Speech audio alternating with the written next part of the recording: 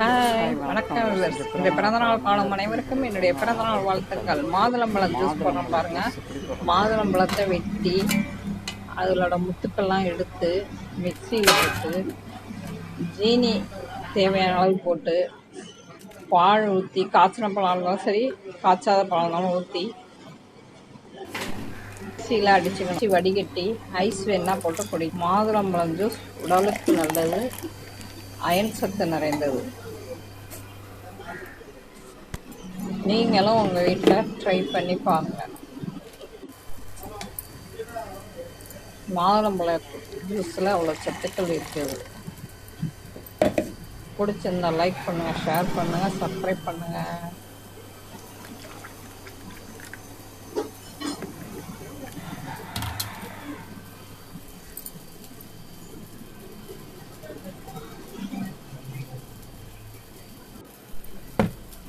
Apple juice ரெடிங்க. பிடிச்சிருந்தா like பண்ணுங்கள், ஷேர் பண்ணுங்கள், சப்ஸ்கிரைப் பண்ணுங்கள்.